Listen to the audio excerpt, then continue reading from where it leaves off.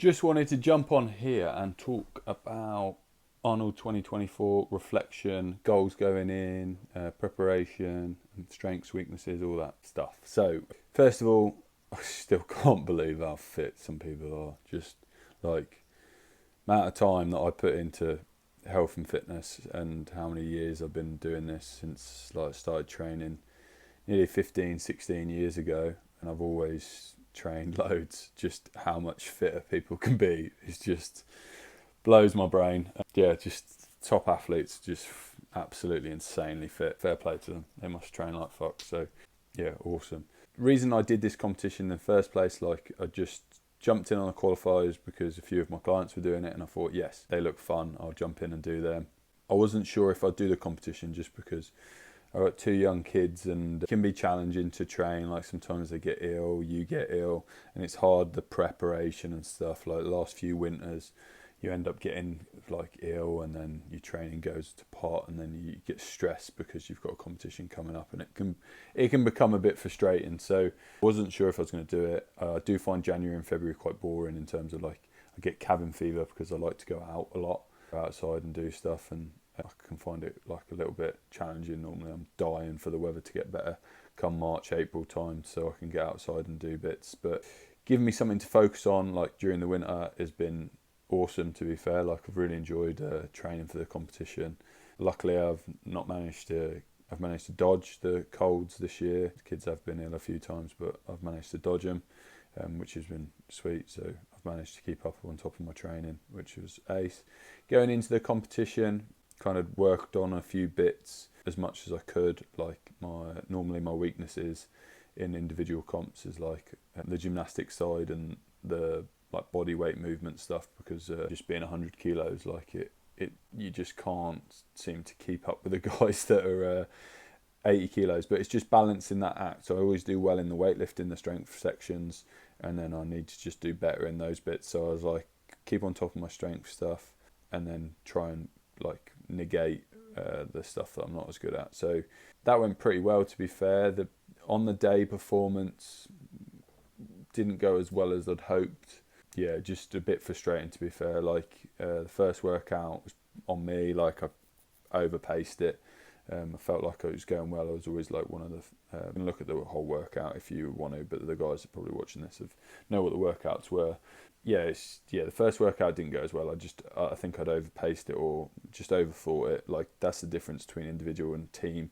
With team, it's like you just seem well, for me anyway. I seem to just zone out. I'm not really thinking about it. Thinking about what other people like, worrying about what the other athletes are doing. So I'm never really thinking about myself. Whereas when you do individual comps, you're like, I feel like I spend too much time. Am I going too fast? Is this going to bite me in the arse? Like really thinking about my pacing. And really I should just be thinking go, go, go, go. Do you know what I mean? So that was the first workout. I thought that in between workout 1 and 2, I'd reflect on that, like, oh, you went too slow there. Saw my score or like where I was on the leaderboard, and I was like, that's not a representation of how that should have gone. Like you're good on that assault bike. So that frustrated me. And then the second workout went really well. Paced it probably bang on for me, but maybe could have gone a little bit faster. And then the third workout, I got to, let's say the judging was strict. I got frustrated, my head went a little bit, got a bit stressed, or let's say anger got the best of me during the workout, and then I lost my head, and then it was detriment to my performance. That should have been a good workout for me. Like it was another heavy kind of workout, so it should have gone well, but it didn't.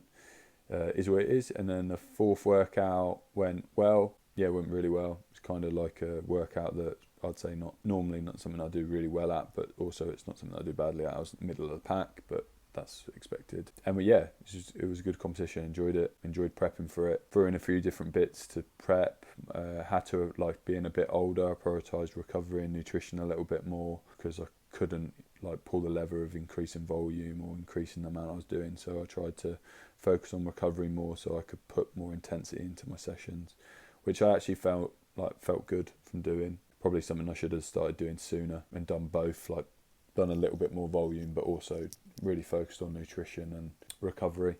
And then forward for future goals, like main goal now for 4 weeks is to try and just give my body all the nutrients it needs to repair, you find that when you've done like something like this, or let's say a marathon, Ironman, like your body will be using or breaking down parts of its body to try and give you the nutrients it needs for energy and things like that. So it's a case of like now it's just try and make sure I'm always in a surplus. I'm pretty lean at the moment, so I'm going to try and gain a bit of fat back, which is not many things people normally say, but yeah, I'm going to try and get some fat back. So I'll be increasing my sugar intake to try and just gain a bit of chunk.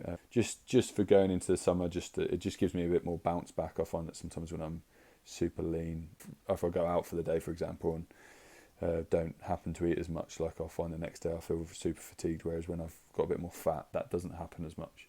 So I'll try and do that. And going into the competition, to be fair though, I've actually felt really good. Like my vitality and my well-being's been top, like best it's been in the winter for a long time. I always find the winter hard work in terms of like just keeping motivated and having goals, and especially last year having an injury, I just found it really dragged out. So motivation for training and stuff like that, whereas this has really helped, like having something to work towards. And then future goals, I don't really know. I've got a high rocks in October. I'll train for that. I'm going to do a bit of running because when the weather's nice, it's nice to get out in the sun. I'm going to do that. Try and do a few CrossFit sessions, a few bodybuilding sessions a week. Just enjoy it. And then I've got a few like team competitions, but I won't train for them as seriously compared to like, it will still be a lot, but like not as focused in my head. Like I won't be making sure I do everything to, won't be going in like making sure I don't miss meals and being so OCD, whereas I've been a pretty OCD for this competition. Like I've probably not missed a meal or missed a sauna or ice bath and things like that a few months. But yeah, it's been good. And thanks for watching the video. If you've got any feedback or questions, drop me a message.